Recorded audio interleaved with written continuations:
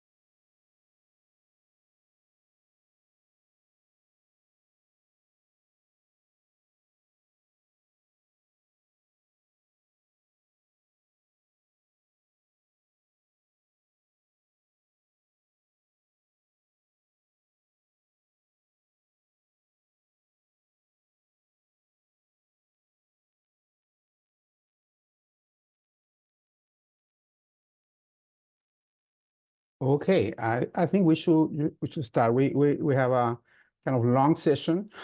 I want to make sure that we finish on time, among other things, because I have to teach a few minutes after we end the session. So, good morning, good afternoon. I don't know where you are. Welcome to session B1. My name is Carlos Chavez. I'm based here in central Chile, in the city of Talca. We have 5 papers for this session, which is titled Access to Clean Energy Fuels. So the idea is that we will use 30 minutes for each paper, 20 minutes for presentation, 5 minutes for the discussion of each paper. And then if we have time, we will have a few more additional minutes for question and answer and maybe further discussion with the audience. So before we start, I would like right away invite you to put your question and comments in the chat, and maybe I will read if if we have the time to do that. So first presentation is the talk will be given by Emily Patian. Emily, apologize for my pronunciation of your last name. It was perfect. Okay, so the title of this presentation is Early Life Exposure to Clean Cooking Transitions, Impacts on Health and Cognition. The floor is your, Emily. Awesome. Thank you so much. And thanks to all of the organizers for including our paper in this session. As indicated, the paper I'm going to be presenting today is on early life exposure to clean cooking transitions. And this work is joint with Jennifer Orgelmeyer, who's at Franklin and Marshall.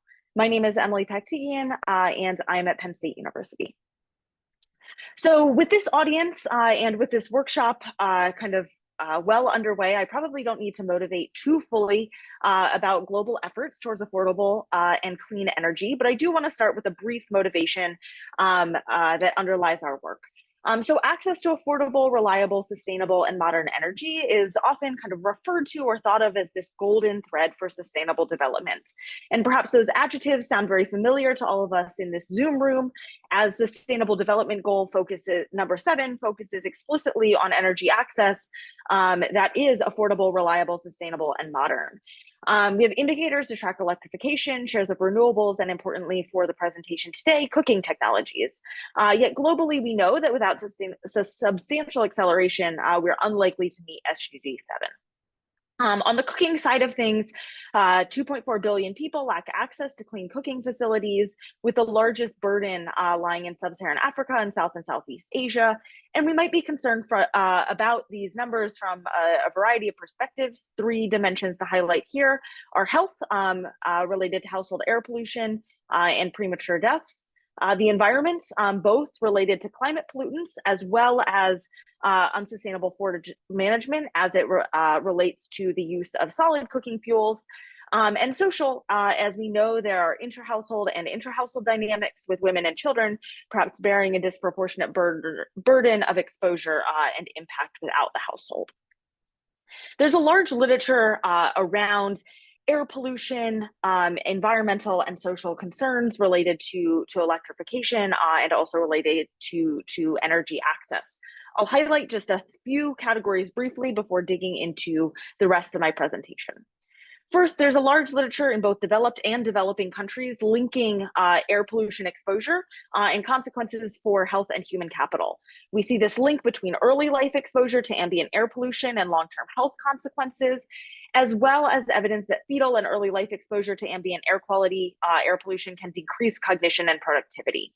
And we also know that household air pollution is damaging. There have been a number of household air quality interventions, often in the cook stove trial space. These cook stove trials depict varying success, both on technology adoption and particularly among trials that are less successful on adoption on health impact. But there are other ways that households transition across different types of household cooking fuels, government programs being a main one. And we see that government programs have been effective in impacting household cooking fuel choices.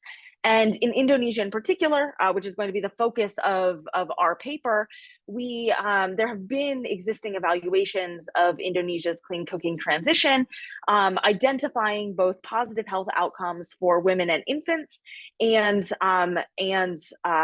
labor benefits as well. And in the paper that I'm presenting today, we're going to add to this literature by examining impacts on young children and examining the medium to long-term impacts on health and cognition.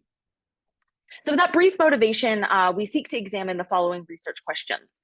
First, we want to understand how and if early life exposure to clean cooking has health and cognitive returns. And kind of predicated on the answer to that being yes, we ask whether there are heterogeneous impacts by gender. To give a brief preview of the paper, and then I'll get into the details, we're going to study the effects of a clean cooking transition on health and cognition. This clean cooking transition is Indonesia's kerosene to LPG conversion program that took place between 2007 and 2014 that provided cook stove kits that allowed for the use of LPG canisters for cooking, as well as shifted fuel subsidies away from kerosene and towards LPG. This took place nationally across Indonesia, motivated by the growing national expense of existing kerosene subsidies. It was largely implemented by one fuel distributor, although it was then carried out through regional distributors and regional stand posts for LPG canisters, as is seen in this picture on this slide. It was a comprehensive program and largely considered to be quite successful. What we're going to do in our paper is exploit the timing of policy rollout to examine the impacts on children that were exposed early in life, so between the ages of 0 and 5, to those that were exposed later in life, those between the ages of 6 and 10 when the policy first took place in their district. And we will use this variation to produce causal estimates on the impacts on health and cognition. As a brief preview of the results, we find that this LPG conversion program improved children's health. We find about 11.5% increase in height for age Z-scores and a 16.5% increase in weight for age Z-scores. And we also find declines in the probability of stunting and being underweight. We also find, although this evidence is less robust and less comprehensive, that the LPG conversion program improved children's cognitive ability. We find some evidence of heterogeneity by gender, with the effects particularly among health driven by girls. And then finally, looking at some impacts at different times, we find that the effects are especially pronounced very early in life, as evidenced by both our event study estimates and some other robustness checks. So I'll dig into the details of Indonesia's kerosene to LPG conversion program.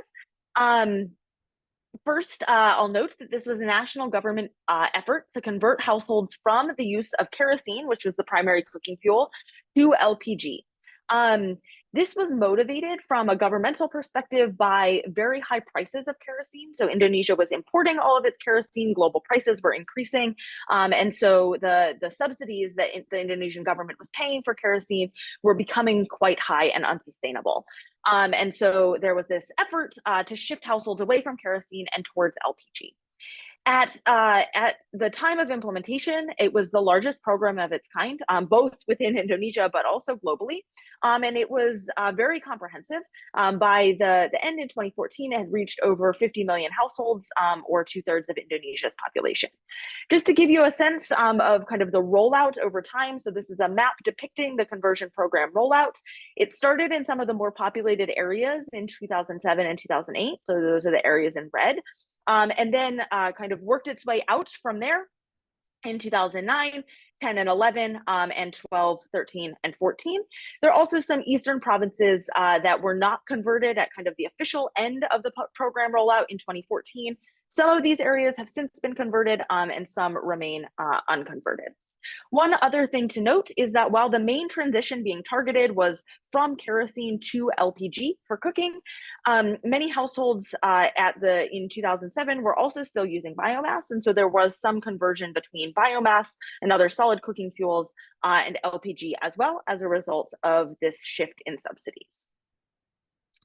The primary data that we are going to use for this survey to measure individual level outcomes come from the Indonesian Family Life Survey. This is a large survey that is implemented at both the individual and household levels. It contains over 30,000 households across 13 of Indonesia's provinces. At the time of its implementation and the first wave, it was representative of approximately 83% of Indonesia's population, meaning that it covers the most populated provinces in Indonesia. So if you think back to that map on the previous slide, there were some provinces that were never converted. Those provinces don't happen to be in our sample due to the population and the way the IFLS was carried out. It's a 5-wave panel with careful participant tracking, including of household splits, and has low sample attrition. We are going to focus on the last wave of data collected in 2014 and 2015, although we do use a bit of data from previous waves to do some robustness checks. We are going to use the comprehensive individual data from the IFLS. Importantly for us, in terms of outcomes, we're going to use mostly nurse-administered health measures, height and weight, although there are self-reported measures as well. And then there are also cognition and math tests that were administered to individuals above the age of 7. That age limit is important in our case because this means that we have a more limited window of data for our cognition outcomes compared to our height and weight outcomes, which are measured for everyone in our sample. We're going to look at 4 health-related outcomes of interest. Oops, sorry about that. Height for age, stunting, weight for age, and underweight. And then we're going to look at 1 cognition outcome, which is the number correct out of 12 on the cognitive tests that were administered. We are going to use the IFLS, the children of our IFLS in our IFLS sample, but we need to merge in the year of the policy rollout. And to do that, we georeferenced the maps that depicted the policy rollout at the district level, and we were able to merge those dates into the IFLS data at primarily the district level, but we also do some robustness around that at the province level as well. This allows us to establish the age at policy exposure timing based on the rollout timing and based on birth dates among all of the children in the IFLS sample. This yields a cross-sectional sample of 11,000, just over 11,000 children across data from all of the 13 IFLS provinces. Now, as you'll see in the data or in the results that I present, our sample sizes will vary a bit based on the outcomes and then also based on subsample cuts. We're going to use the timing then of policy rollout across the districts to define early exposure, which we're going to call our treatments, and later exposure, which is going to be our control groups. Here, we're going to define early exposure as children that were 5 or younger when the policy rollouts took place in their home district. And we're going to define later exposure as kids that were between the ages of 6 and 10. And so I will just note here that all of our children in the sample were exposed at some point due to the way this policy rolled out. Really, the variation that we're exploiting is the timing of that rollout. Now, we don't have perfect temporal resolution on the policy rollout timing. It's in year or even in some case 2-year chunks.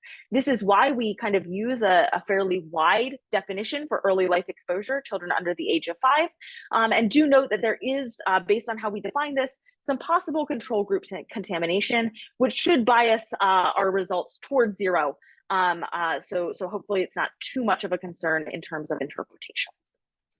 So our main empirical strategy here is then going to be a difference in difference on this kind of constructed birth panel. We're going to do this at the individual level, but then we will also construct kind of a more traditional difference in difference at a province cohort level. So here our main outcome of interest is going to be one of our 4 health measures or cognition, and our difference in difference estimator is going to be early life policy exposures. That's going to be an indicator for being under the age of 5 when the policy rollout took place in your home district. We will include province and birth cohort fixed effects, as well as a number of individual and household level controls in an effort to address other types of observable variation across households. We'll cluster our standard errors at the district level.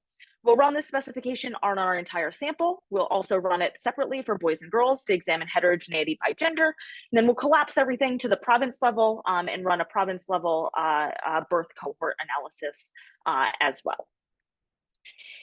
We will also estimate the following event study. This specification is identical to what we saw in the previous slide, except that our early life exposure is interacted with rollout year time dummies or event time indicators, which allow us to kind of estimate the differential impacts for being exposed to the policy between the ages of 0 and 10. We will note that we are able to kind of assess a longer range or a longer dynamic range for health outcomes compared to cognition outcomes, which I will show in the next event study slides. So turning next into our results. Our first question was, does a transition to LPG fuel improve child health? So the first measure that I'm going to show here is height for age. All of the event study figures are going to be the same, so I'm going to spend the most time kind of interpreting this or describing this event study figure, and then we'll look at the other results.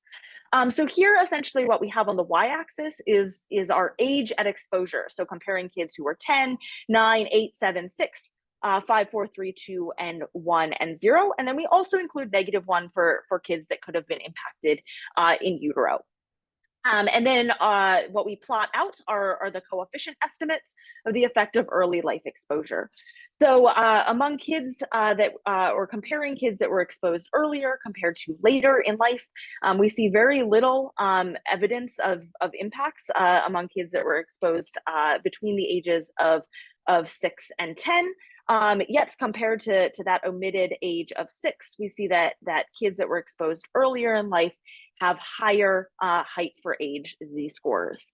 When we look at kind of the binary comparison, so this is the probability of being stunted, we see kind of the opposite picture, which is what we would expect. Very little evidence of differences for children for those exposed later in life, and evidence of a reduction in stunting among kids that were in utero or between 0 and 5 at the age of exposure. When we collapse this down to our difference in difference estimates, panel A shows height for age and panel B shows stunting. We see about 11.5% increase in height for age z-scores across our full sample, and a 5 percentage point reduction in the probability of stunting. And from our height outcomes, we see that these results are entirely driven by girls in our sample. When we look at weight, we see kind of a similar picture. So we see an increase in weight for age z-scores among kids exposed early in life. We see a decrease in the probability of being underweight. And when you look at those difference in difference estimates, we find about a 16% increase in weight for age z-scores and a 6 percentage point decline in the probability of being underweight. We find weak evidence by gender. The magnitudes are slightly larger and a little bit more precision for female compared to male children, although the heterogeneity is less pronounced than it was for weight. And finally, when we look at cognitive ability, here noting that we do have a more limited time window, we find noisier results. We see a slight trend, right? A potential for higher cognitive scores among those exposed later in life, but certainly no conclusive evidence here. And when we look at the difference in difference estimates, we do find about a 2.2% increase in cognitive scores, yet this result is only marginally significant at the 10% level, and we do not find evidence of heterogeneity by gender. So you may have a lot of questions about our specifications, about our data, our approach. We do run a series of robustness checks. I won't have time to get into all of the details, but I'll kind of highlight what's in the paper. We use alternative empirical specifications, including district level instead of province fixed effects. We also do vary our exposure definitions, looking at early exposure as defined as the first 3 years instead of the first 5 years, and defining policy rollout at the province instead of district level. And we run some estimates on alternative samples, those provinces with just one rollout time period, non-moving households, and households that report primary fuel transitions between the 2007 wave and 2014 wave of the IFLS.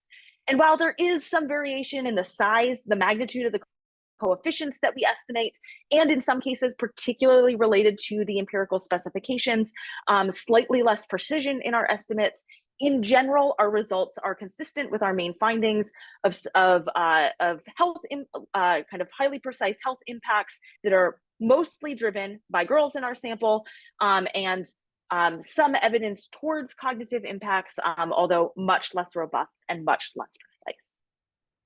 We also run a few other types of robustness checks. So instead of using that binary, were you exposed in the first 5 years of life, we can define early life as the number of years you were exposed in early life. And if we rerun our estimates, we find that our patterns are consistent with this length of exposure being our definition of exposed. And in general, our estimates are simply more precise when we use this alternative. And then we test some placebo health outcomes, and we do not find any evidence on impacts on recent ailments such as fever, breathing difficulties, skin infections, or eye infections, which we think is supportive of estimating these kind of longer term, medium to longer term cumulative impacts of these early life exposures. We also do run that province level cohort analysis. When we run this as kind of a standard to a fixed effects estimate, we find similar results. When we run a staggered diff and diff approach, given the kind of staggered rollout using the Callaway-Santana estimator, we do find results that go in the similar direction, but we do lack precision across many of those estimates. So I'll conclude here with just some notes on contribution and policy relevance. So clean cooking transitions are an important tool for reducing household air pollution. And here we find medium to long-term health and cognitive improvements as a result of a fairly widespread cooking transition. Measuring these types of benefits is important for policy evaluation and future design. We also find that the timing of environmental risk reductions matters. We see these vulnerable periods of growth and development and find suggestive evidence of the challenges of offsetting some of these early life exposures, although we're careful to note that doesn't mean we shouldn't try. And finally, we note that this is a success story in policy design implementation, and as we are showing impact in the medium to long term, estimating a variety of direct and indirect benefits can help to promote these types of policies, which are informative for future cooking transitions in Indonesia and globally. So thank you so much. I'll leave it there and I look forward to the discussion. Thank you very much, Emily. Perfect timing. The discussant for this paper is Samarul Islam. Samarul, the floor is yours. You have 5 minutes. Yeah, thank you so much. Good morning, everyone. I'm very pleased to discuss the presentation by Emily on early life exposure. And this research provides a very impactful and insights on how the transition of traditional biomass and kerosene to cleaner fuels like LPG significantly impact the health outcomes. I will highlight the 3 key important point out from this study. One of the important studies is the policy background. That this study based on the Indonesian government programs on LPG subsidized program from 2007 to 2014. And Emily have used a very robust method for our data analysis, including a lot of different models also at the district level as well. The study findings also shows that health and cognitive development is associated with the LPG cylinder gas use in Indonesian context, and also gender and socioeconomic backgrounds. She rightly mentioned the policy implication for this study. So one of the key important point that I would like to highlight is that how we can ensure that clean cooking transitions are sustainable in the long term. And this is one of the important issue. And second point is that based on this study, how can we bring out more concrete evidence-based study like longitudinal data, using the longitudinal data to assess the cognitive impact, as the study shows that the inclusive result for cognition, though the child health is strongly associated. So this is one of the important point. Second point is how we can integrate this clean cooking transition with environmental health initiatives to bring more impactful result. Environmental initiative also include other environmental factors. So like in context of like many low medium countries, arsenic is one of the important factor while impacting the child health, including the cognitive. Also at the same time that lead exposure among the children is a significant issue in this for child health. So overall, my opinion is that the ML have used a very evidence-based approach with robust methods, and this study has a very profound impact on the policy implication part. Thank you. Okay, thank you for the comments. So Emily, would you like to say something very briefly? Yes, yes, very quickly. So thank you so much for the comments. I think there are just 3 points that I want to respond to. So the first thing that you raised related to the sustainability of cooking transitions and kind of sustained use over time, I think is incredibly important. One of the things we did as we started to investigate this particular program was to go to Indonesia and talk with policymakers and talk with households about the transition that had taken place and goals for future energy transitions and cooking fuel transitions. And so there are currently efforts underway to kind of convert households away from LPG and towards electricity. This is a challenging transition, and we'll kind of see how things go. But I think, you know, the sustainability piece is really important, not only in terms of behavioral change, but also in terms of kind of the government policy, because one of the problems with the kerosene subsidies is that they became very expensive, and so it was kind of untenable for the government. And we're seeing a similar process for the LPG subsidies. They're becoming kind of increasingly expensive, which is prompting further exploration into other types of cooking fuels that could be used. So I think this is an excellent point and kind of raises a broader policy discussion.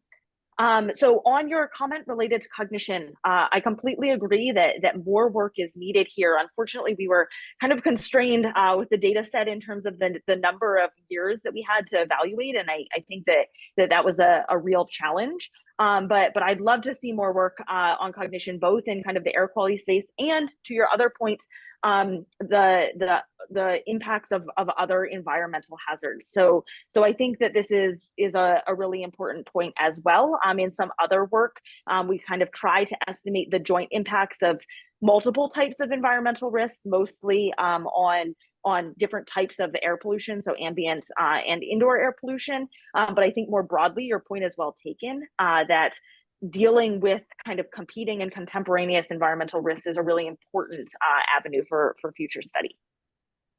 Okay. Thank you so much. Okay, thanks, Emily. I'm looking at the chat. There are 3 or 4 questions. I will take 2 of them in the order that they came in, just because of time restriction. So the first one, I think it is from Elena. Was the policy rolled out based on province? Yes, so it's a little bit messy. It was designed to be rolled out at the province level, although in practice there was some sub-province rollouts in timing. And so we defined in our primary specification, we defined the rollout timing at the district level, but our results are robust to kind of defining it at the province level in the most conservative manner as kind of the end of the policy rollout period. So that's kind of the details behind the scenes there. Okay, and Cristobal, he want to hear a little bit more on the effect of length of exposure. So in general, our length of exposure results kind of mirror that pattern that we saw in the event study, where the results, the confidence intervals are certainly overlapping. We probably couldn't quite disentangle the difference between being exposed at 2 versus 1 or some of those pieces. But we generally see kind of a increasing effect size as kids are exposed earlier and earlier in their life. And so in a similar way, when we estimate the effects with the kind of years of early life exposure as opposed to the binary, we see that the results are much more precise. The patterns are fairly consistent, although we don't see quite as much of the heterogeneity between boys and girls. And so, I think that this suggests that the health effects are there for both boys and girls. They just might be a little bit more pronounced for girls compared to boys. And comparing the direct magnitudes is a little bit challenging, because the explanatory variable is different. But in general, those results, to me, actually, we use them as a robustness check, but to me, they're actually more convincing. The reason that we threw them as a robustness check is because the timing of the policy rollout isn't perfectly identified. They're generally these 1-year bins. And so, we could be misattributing the years a little bit. And so we thought it was kind of more conservative to use the binary as our main result, and then to include that annualized version as a robustness check. Okay, thank you very much, Emily. There are a few more questions in the chat. You perhaps can look I'll at. respond to those. Thank you so much. Okay, thanks a lot. We will move on now. So now I will call to Vishal Barawak. Is Vishal here? Yeah. Yep. Hi, Jaro. Yeah. Okay. Can you see my screen? Yes. So the title of Vishal presentation is "Dung Cake as Household Fuel: A Review." Exactly. The floor is yours. Yeah. Okay. Should work. So thank you, yeah, SETI and also Carlos. Basically, this is my 4th or 5th presentation on SETI, and then this year I thought, look, okay, let's more focus on the contextual thing than doing estimate. As I see so many estimate we present, and then it's really understand that one. It's important to understand that one. So here, this session, basically I'm focusing on a dung cake. Basically, what I understand the problem is because I worked on government for a long time, and also I have used myself so many different cooking fuels. So I think it's really important to understand, disentangle this solid cooking fuel story, yeah, because we try to club everything together and then try to see what happens when people move from solid fuel to LPG or something like that. But we need to understand that solid fuel is not just like fuel; it has so many things, and things are different within itself. So what we don't do here is like provide estimate or something like that, but what we will try to focus is like enrich our understanding about dung cake use and then how it compares with other solid cooking fuels. So when we talk about the clean cooking transition, we also try to like focus on how from where people are moving to that like clean cooking. So I just want to start with the dung because it's like there are so many papers that look into how people they try to use available resources for their welfare. And dung has been used since like so many centuries in household different, not only just cooking fuel, but in so many other different ways. So there are evidence from archaeological sites and also so many like different other evidence showing that the people tend to use whatever is available to them and then try to maximize the benefit out of it. So basically there are two key important, yeah, like one is the manure and other is the fertilizer. But one important point we need to understand in like basically in South Asian context is like people has used dung to, like for their house, they clean their house and also yeah, like when you have to do like when you have to thrash like crop or corn, you just make like very clean, you have to make the ground clean, so you use dung in that sense. So it's not just like one product, but it has so many different use values across the household. So what I just want to focus is like people have a traditional knowledge using it, and then they are they have these kind of skills and social practice of making. They know the trade-off, yeah, where they have to use. That's really important point. So why this dong cake? Because like like not much people have looked into it, not much people like focused on it. But it's really important to understand like if we have to move toward the clean cooking transition, we need to understand where it is used and why it's so important. Yeah. So just to give a like this is the most recent census graph. If we look into some of the villages, we can see like 30% of people using dong cake, yeah, as a primary cooking fuel. So it's important to understand who is using. And then this one is like coming from the data is coming from IRES, where we show like how many percent of people are using different kind of cooking fuel, and then in urban and rural setting. As you see, like dong cake, like quite a lot, several people use it, dong cake as a cooking fuel. And then there are like almost like 6% of total sample size that's using dong cake as a clean cooking fuel in India. So given the whole population, we should be like more clear on its use in different areas. So that's the reason like we try to focus on it. Also the important is like dong cake is because people use it as farm manure, like much of the like production comes from this one. Also like dong cake preparation takes long time, and then it's also like more human resource intensive. Also we should not forget like it's not like going and collecting firewood. It has a very different type, like more like like practices, traditional knowledge of making it, mixing of things, with mud and so many other things. It has so many other aspects. Also burning down cake has a very different emission profile as compared to so like firewood or power crop. Also it's important to understand the time use, yeah, because it has some flexibility and also it has some like you have to start it and then it has so many different processes. So it's important to understand, like if you are using a dung cake, you do not necessarily need to have a cattle or like animals, okay? Because like in so many places, I've seen people like collecting dung from like like grassland or like even the street, when there is like cows moving ahead, and then they collect it and use that of solid fuel. So the key focus I'm trying to do is like because we talk about solid fuel so many times, but when we talk, we just say solid fuel. Yeah. So I feel like okay, not all solid fuel are same. Yeah, because the reason for using a dung cake and the reason for using a firewood or the crop residue is very different. We need to understand that one. Also, and then like coal and charcoal are also different. Yeah. So we need to try to understand it in a different way. Also, it's important like dong cake user could have a very specific profile. We need to understand that one so that we can bring clean cooking transition among those dong cake users. So, and then the paper has a like huge gap on this one. So I thought it's important to try to understand better about this one. So I just try to did a like very exploratory survey, but in a very systematic way. So the idea is like we just use some like very open like dong or dong cake and then cooking fuel in household. So we led it to some like roughly paper. Most of them were like 139 were from Scopus, and then 187 from Scopus and 139 from Web of Science. and then we remove the duplicate and then screen it using a series of questions. Basically, we remove those like dong, because dong is also a very important test material in science. So we remove all those paper and then just try to include those like dong paper that has been focused on household fuel in any country.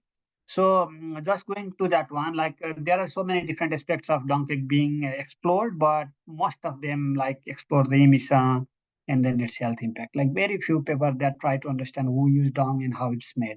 And also some paper are trying to understand like how we can improve the dong cake so that we have like more energy efficiency and less emission.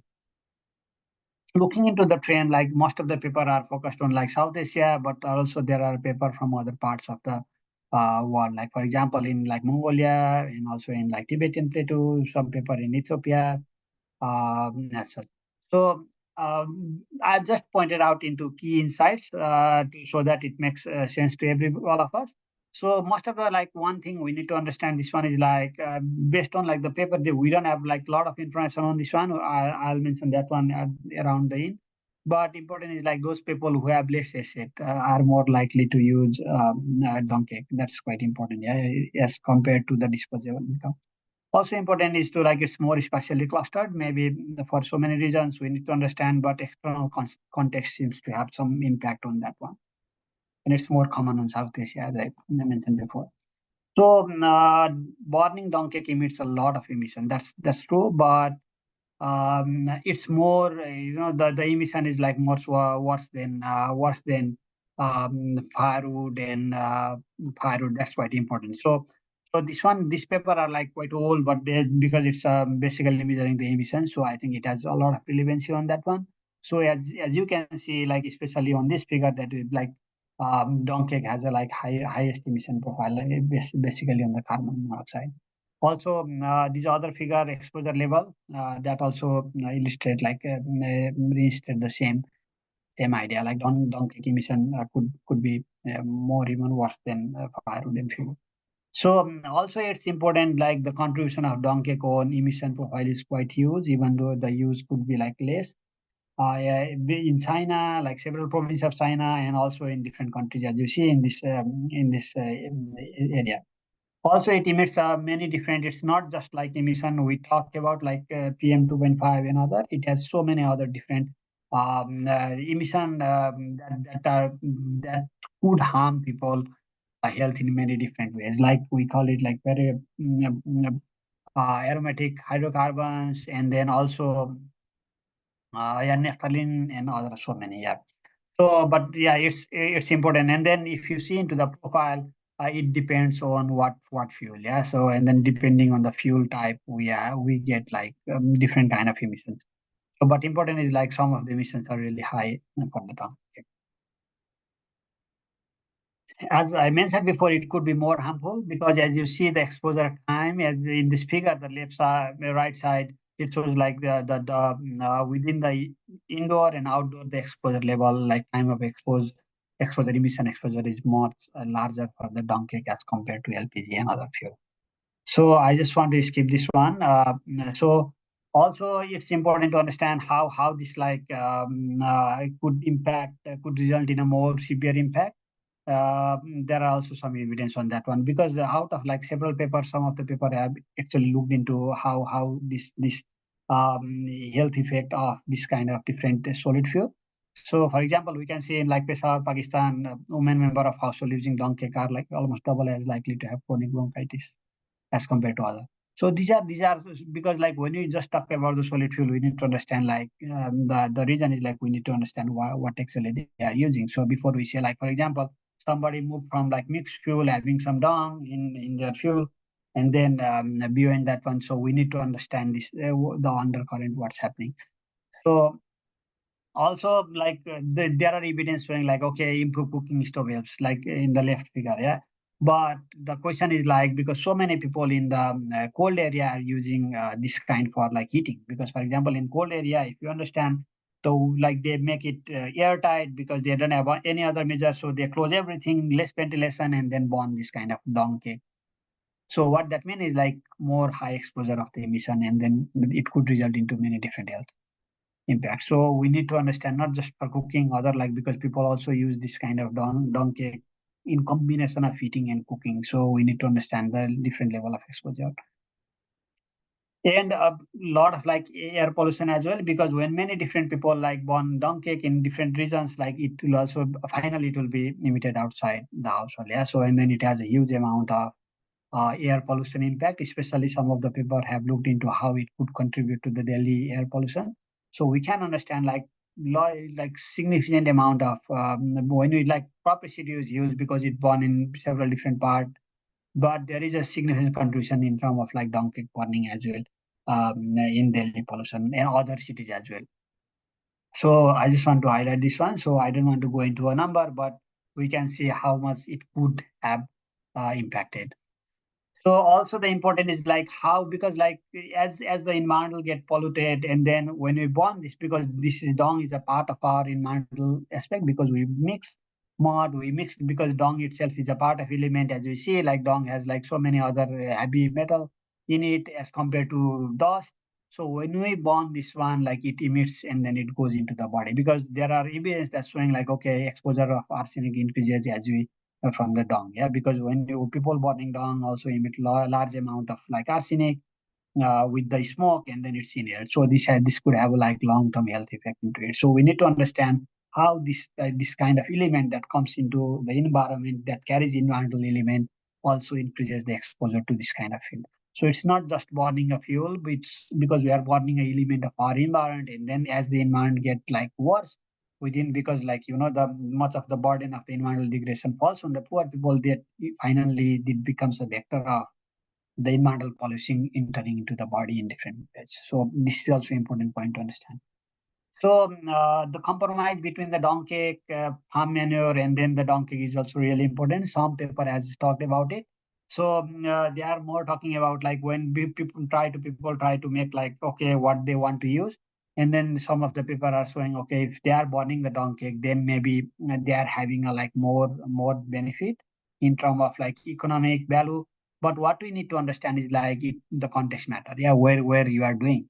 Like, for example, you have a lot of firewood and then you are burning dung cake, maybe you are not getting that much value.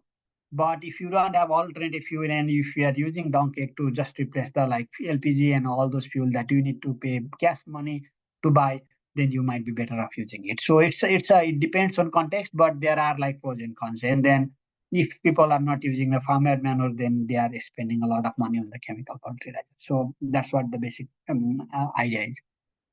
So household have to carefully choose on this one. So also other insights is about like forest saved due to dung cake use, and also like how labor intensive it is. Yeah, because like some of the people are talking like most of the labor is coming, like labor force is coming from children, and then like women. Yeah, because it has to be carefully, the dung cake has to be made and then dried, collected, and then put it somewhere else and saved. So also every time you have to ignite. Some of the people also talk about the low-cost viable measures, like that could help. Like, for example, you can start the dung cake outside the household because the emission profile is peak when you are just starting the fire, and then you can later bring it inside. Even opening a window could help. Yeah, even like separating your children from like this when you can keep it clean in other room while cooking could also help. So of course, like ICS improved cooking stoves will help.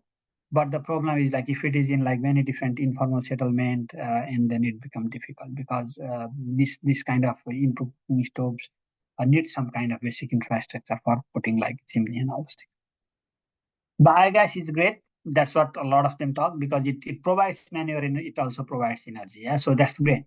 But the problem is biogas itself has some problem, because it needs space to install, and then it needs a continuous source of like dung, and also it needs a lot of investment. So, but what it talks is like having a biogas is really great in terms of like it's a win-win situation. But the question is like what we don't know is like who uses the dung cake is not clear. So unless we know that, unless we really know about who is using the dung cake, we cannot say whether biogas is a good solution for them or not, because there are so many other things that need to be like fixed before a household can install a biogas. So just to summarize out one, when we club solid fuel, we may not be doing really good help to transit this household, because we need to tangle this one. because like it's very different. Yeah, solid fuel is not all solid fuel is different. So my argument is like, we need to, when you talk about the solid fuel, we need to say, okay, what actually they are using. When you say about mixed fuel, we need to try to understand what actually they are mixing, because even mixing fuel, like if it is about the emission, then we need to be more clear on that one.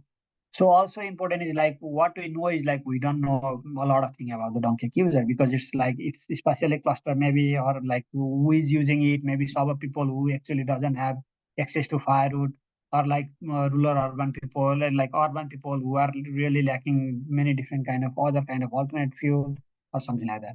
But what it shows is like the donkey could be more harmful, and then it could have a lot other kind of like environmental impact and welfare impact, like compromise to the farmyard and all. So what we know is like, there are some solutions, but it's really important to understand which context does it, like whether the biogas is really viable solution for those people who are using donkey. So my basic argument for this paper is like, if we really want a clean cooking transition among these people, because it's already sticky, like not many people are transiting, or we provide a lot of subsidy, then people are transiting, but the city center are driving all this clean cooking transition because of the how it forces like people to move from the traditional fuel to clean cooking.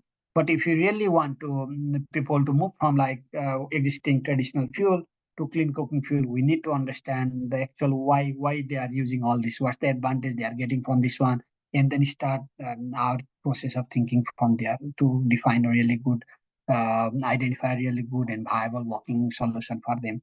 Otherwise, it will be really, really difficult. Like if we just try to club everything together and then try to say, okay, LPG is the one and only one magic bullet that works. Even if we talk about destaking or something like that. So that's my point, is like more grounded or more people and context focused solutions. With this one, I just want to end my presentation. Thank you for listening, and comments are welcome. Okay, thank you very much, Vishal, for your presentation. Now we have the discussion. Matt Schapler is the discussion for this paper. Matt? Yes, hello. Hi, everyone. Great job, Vishal, on your presentation. So yeah, I also skimmed your paper, thought it was very comprehensive. So I guess some comments to start the discussion. So I know you mentioned kind of in your paper and a little bit in this talk about kind of comparing dung cake to wood, and differentiating between the types of solid fuels.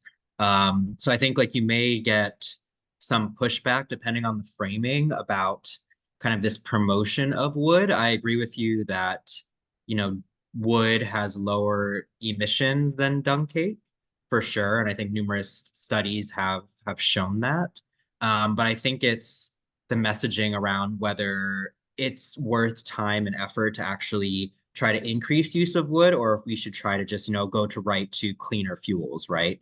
So I'm curious about your thoughts on that. If you think it's worth putting in effort, finances, and time to actually promote wood, if that marginal reduction, we think is actually worth that, or there's been a lot of other programs, especially in India, like the Ujjwala program, to shift directly from solid fuels to LPG. So one kind of question that came up during your presentation, was there could be an opportunity to like leverage data from these programs where there has been a transition, because you talked about this, about the need for more data, and seeing like among those using, for example, dung cake, what was their use of LPG after the transition? Was it less than those that were maybe using wood before? And is there this larger difference? So I think there could be potentially data out there to examine that in future work. I don't know if you are planning on that or have thought about kind of other areas where this may be useful to explore this data. So I'll stop there and let you comment. Okay, thank Yeah. you, Matt. Vishal, would you like to say something? Yeah, I'll just do a very quick one, because the reason is like, see, I don't like when household use some cooking fuel. I don't say like it's bad or good in a sense, because the household knows what they have to do. Yeah, honestly, it's because when I write my like why firewood paper, I understand like people have far more, like it's not like one day or 2 day. Yeah? Because I've used all that based on my experience, like I've used all cooking fuel, yeah, in my life. or everything. Like like we have biogas, we have like electric cooking, we have LPG, we have like firewood, everything. And then it's not like when I because like I have done everything, and everything has its own advantage. And household, right? No, like they know how they can tackle with this one. And like cooking is not just part of like preparing a food. It's not a like takeaway delivery food. You can like do in like overeat or something like that. It's a culture. Yeah, it's a part of like overall livelihood. So we should not be like just trying to see it. Okay, it's just a part of preparing a meal that's done in a very urbanized context, or like in a very like Western world. It's like cooking is like people enjoy it. They has like attachment to it, and then many different, they have a seasonal dish, they have so many things. So we need to understand it like more comprehensively, not only just one community, in many different communities, because every community has their own practice, and then they do it in different way. Yeah, so that's my idea. So but if we, the one point is like we need to move. Yeah, we need to transit to a cleaner form. That's the key thing. So whether we can make it clean by just, we can do it like, maybe we can do it like clean in that sense, like just using the same thing or same cultural, providing the same cultural and like other benefit. That's a really important question. But when we just try to say, okay, LPG is the solution, electric cooking is the solution, and then just forget everything about what they are using, then maybe we are not doing a really favor on like anthropogenic asset that we got like for so long time period. Yeah, so we need to be a bit conscious on that one as well. So that's my point. Yeah, but definitely we need to have a cleaner one just for health and so many things. Thank you. Okay, thanks, Michelle. I'm looking at the chat. I don't see question, but we have a few extra minutes. I will ask you, Vishal. Can you Yeah. say a bit more on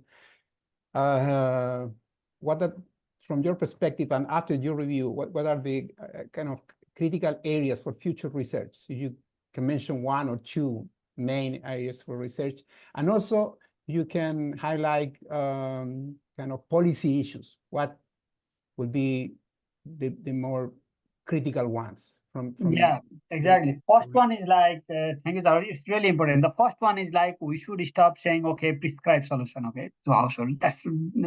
I'm really, because I'm doing all this energy solutions and like something like that. I worked in local government. I worked with people. I've done so many like 10 years of engagement on like clean cooking and everything. One thing is like, we need to understand like, if we really want household to move from this one, we need to give them a realistic value of this one. So when you try to do a value analysis of something, then you need to understand what is the value of alternative. Yeah, you can't talk about, okay, this has this one's value, and then we left it out. So it's a comparative analysis.